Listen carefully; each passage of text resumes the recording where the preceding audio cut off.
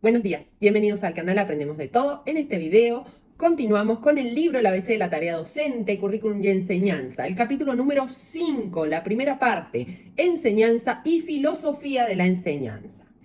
¿Qué temas vamos a ver? En esta parte vamos a ver la enseñanza y el aprendizaje, la enseñanza como sostén y guía del aprendizaje y los 4 factores del proceso de enseñanza que nos proponen Silvina Gibbs y Mariano Palamidesi. Entonces, recuerden que lo que realizo es un resumen explicativo y voy relacionando con autores, con teorías y con conceptos ya vistos en este libro o en otros. Bien, lo primero que toma la autora y el autor en la introducción son las cuestiones que se van a tomar durante este capítulo.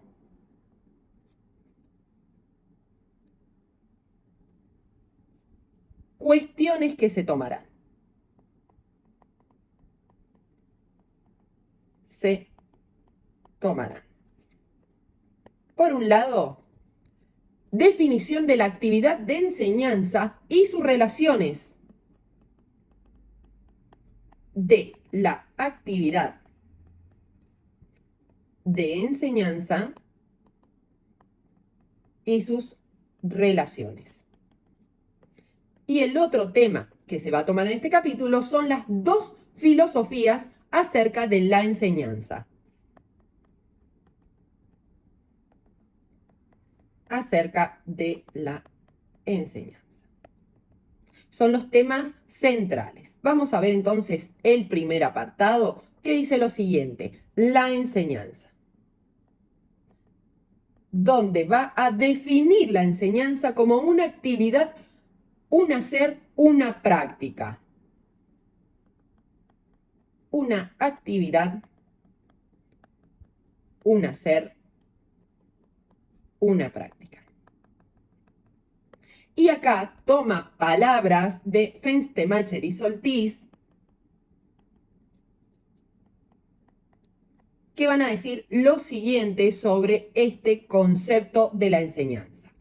Dice, la enseñanza como una actividad en la que debe haber 2 personas, una de las cuales posee el conocimiento o una habilidad y el otro no la posee. La primera intenta transmitir estos conocimientos o habilidades a la segunda, estableciéndose entre ambas una cierta relación a fin de que la segunda los adquiere. Como que toma a los 2 sujetos, al que enseña y al que aprende, y describe una relación entre estos sujetos. Y cuando habla de intento, ¿vieron qué? Dice, la primera intenta transmitir.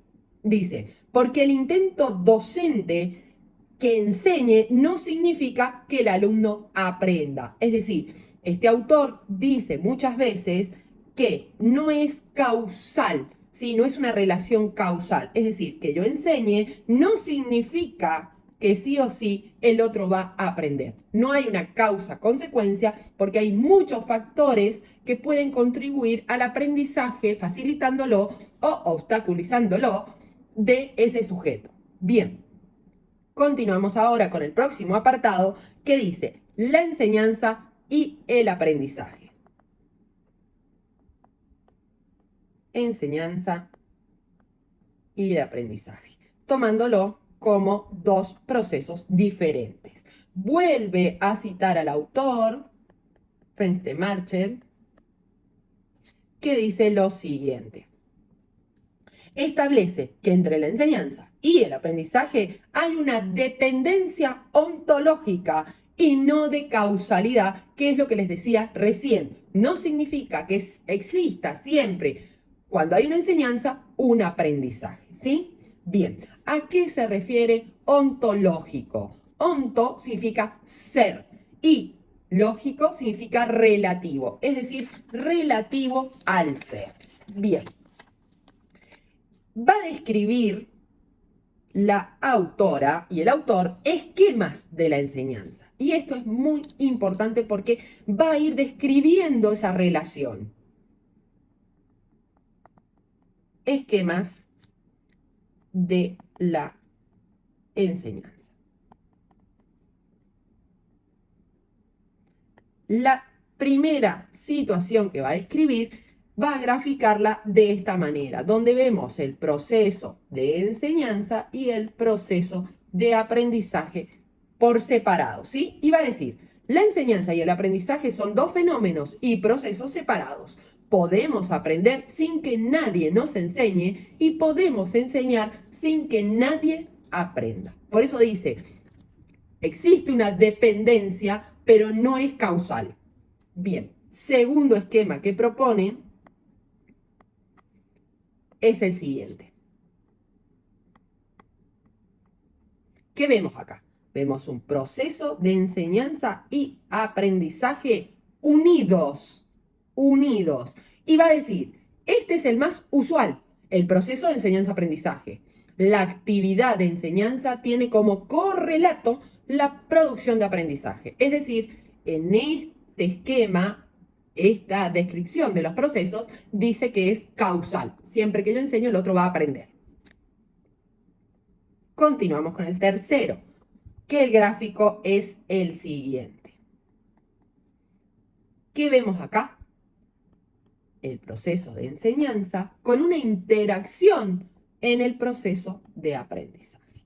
Por lo tanto, va a decir, la enseñanza existe como actividad porque el aprendizaje ocurre, pero ambos procesos no se identifican necesariamente, es decir, no están unidos, tampoco están separados.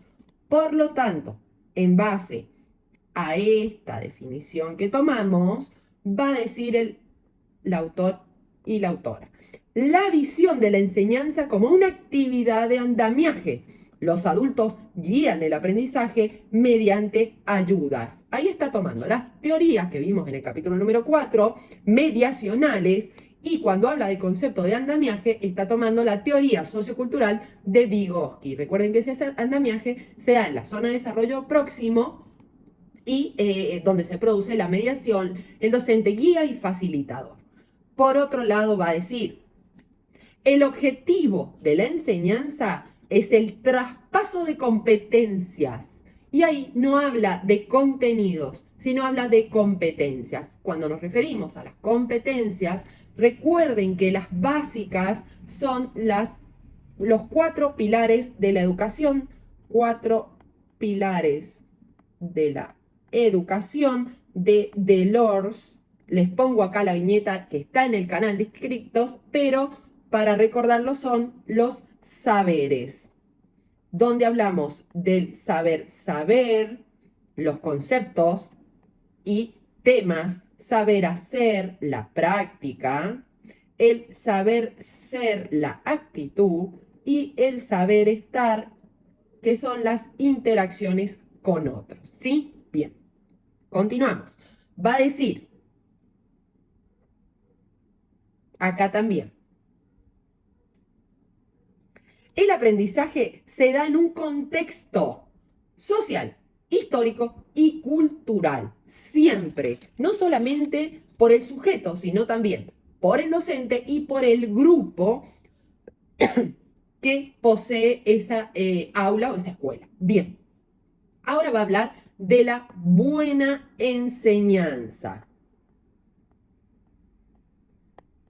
que es un concepto también de Frenstemacher, que dice, incrementa la zona de intersección que existe entre la enseñanza y el aprendizaje, entre el enseñante y el aprendiz. ¿Cuál es esa zona de interacción? Ese último gráfico que vimos en el esquema de enseñanza. Al aumentar esta zona es cuando se va a producir la buena enseñanza. Bien, continuamos el próximo apartado que dice lo siguiente. La enseñanza como sostén y guía del aprendizaje. La enseñanza como sostén y guía del aprendizaje. Y acá va a tomar a Brunner, que es un autor del cognitivista y constructivista muy importante y relevante en la educación. Jerome Brunner, les dejo acá la viñeta de cómo lo van a encontrar en el canal. Está toda la teoría y su aplicación en el aprendizaje. Dice, el docente debe estimular el aprendizaje. También podríamos decir motivar el aprendizaje. Por otro lado, aprendizaje guiado, es decir, a medida que el niño adquiere el dominio de una tarea, el adulto quita el apoyo. Este aprendizaje guiado se refiere a, recuerdan, les decía recién la teoría de Vygotsky, él habla que en la zona de desarrollo próximo, donde el alumno va a interactuar con el docente, alumno-docente, va a haber un andamio, ¿sí? Por eso se le llama zona de andamiaje. Esta es la zona de desarrollo real y la zona de desarrollo potencial. Bien, ¿qué va a suceder en esta zona? Ese aprendizaje guiado. Y hay una característica muy importante, que es el apoyo. Siempre ayuda, andamiaje, mediación, debe ser temporal. ¿Por qué? Porque si no anulamos la autonomía, la independencia del alumno. Es decir, en términos concretos, si todos los días me siento al lado del alumno a ayudarle, el día que no me siente al lado de él, no va a trabajar. ¿Por qué? Porque va a ser dependiente de la ayuda del docente, ¿sí? Bien. Y por el otro lado, tiene que ser adaptable o ajustable a los conocimientos previos y a las capacidades de ese sujeto de aprendizaje.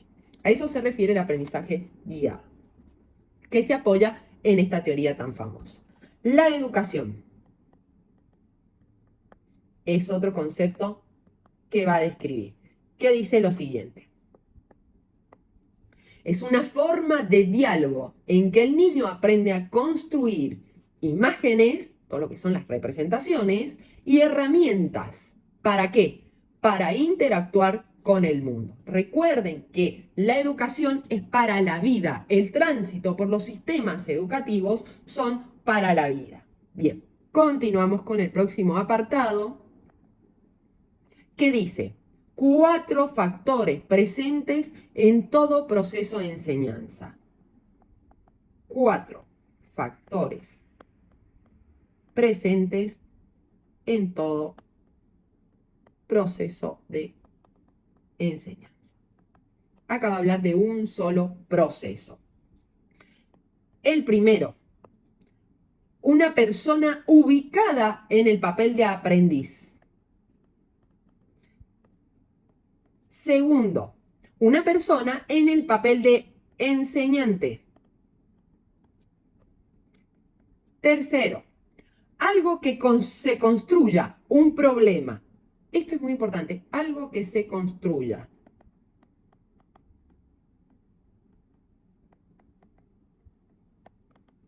Un problema. Y el cuarto factor dice el contenido necesario para resolver el problema. Contenido necesario para resolver el problema. Y acá vemos una relación directa entre contenido o recurso que ella le va a llamar para solucionar ese problema. Dice, la situación de enseñar y de aprender no depende ni puede describirse como una diada o una triada. ¿A qué se refiere? Dice que la enseñanza, o mejor dicho, el proceso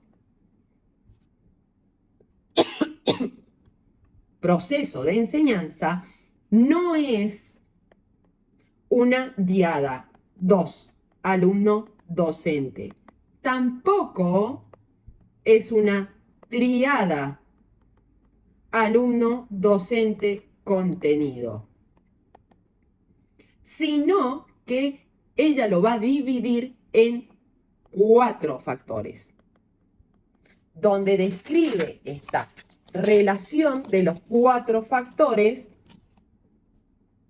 alumno, docente, contenido, problema. ¿Cuál sería esta relación que interactúan de forma dinámica gracias al proceso de comunicación? En forma dinámica gracias al proceso de comunicación. Recuerden que el capítulo número 4 describe los niveles de comunicación. Bien, ahora, paso a paso, va a ir describiendo desde acá las características de estos factores. Esa es la primera. La segunda dice, el aprendizaje logra resolver el problema cuando se establecen relaciones significativas entre los recursos, es decir, el contenido, y entre el problema. Y ahí es como les decía recién. La tercera. La enseñanza y el aprendizaje se redefinen frente a un problema y un contenido. Y acá les explico, muchas veces los docentes cuando enseñamos, mejor dicho, la multiplicación, la operación de la multiplicación, la enseñan en el algoritmo, es decir, en la cuenta parada. Pero luego evalúan problemas del campo multiplicativo. Bueno, ¿qué pasa? El recurso, el contenido, no me sirve para resolver un problema. Y a ver, cuando hablamos del término problema, no solo hablamos del problema básico, si Ana fue a comprar el kiosco, no, hablamos de un desafío matemático, de una situación que derive a la necesidad de ese recurso para solucionarlo. Por otro lado, la cuarta, nunca hay un problema, depende de la perspectiva. Lo que el docente pueda considerar un problema, para los alumnos no lo es, y a la inversa. Es decir, yo realizo una actividad y digo, bueno, esto es un desafío y esto va a producir conocimiento, van a necesitar tal contenido que ya enseñé para poder resolverlo, y sin embargo, para los alumnos es una actividad o incomprensible, no lo pueden realizar, o demasiado sencilla, ¿sí? ¿Y esto de qué va a depender? Va a depender, por un lado, de las capacidades y por el otro lado, de lo que ellos saben. Bien. Quinto, un contenido puede no ser un recurso para resolver un problema. Volvemos a lo que les decía recién del algoritmo de la multiplicación en un problema. También se puede dar en los tipos de problemas de multiplicación. Si yo enseñé durante la práctica problemas del tipo combinatoria, ¿sí? No puedo tomar en el examen problemas de orden rectangular, diría Scovich. ¿Por qué? Porque no va a poder identificar el niño ese contenido, ese recurso para resolverlo. Bien. 6. El proceso de comunicación, el proceso de enseñanza y del aprendizaje es posible gracias a los sistemas de control. Cuando hablamos de sistemas de control, ellos siempre se refieren durante todo el libro a las evaluaciones, que son sistemas de regulación de todos los procesos de enseñanza, que también derivan a la retroalimentación. Bien, en este mismo punto va a describir un esquema de cómo se va a realizar esta relación entre los 4 factores. Y va a decir lo siguiente: alumno, contenido, problema, docente. Acá va a haber una relación y acá va a haber otra relación. A su vez, todo esto va a estar como regulado por la evaluación. Y cuando habla de evaluación dice, los aprendices son capaces de resolver problemas aplicando los contenidos. Y esta definición que da, puede ser un sí o puede ser un no. Es decir, que va a llevar a la retroalimentación. ¿Por qué va a llevar a la retroalimentación todo esto? Para volver a las interacciones, porque la enseñanza y el aprendizaje es un sistema de comunicación, va a decir. Todo este proceso, la enseñanza y el aprendizaje, es un sistema de comunicación, donde el alumno va a interactuar con el docente, va a interactuar con el contenido para resolver un problema.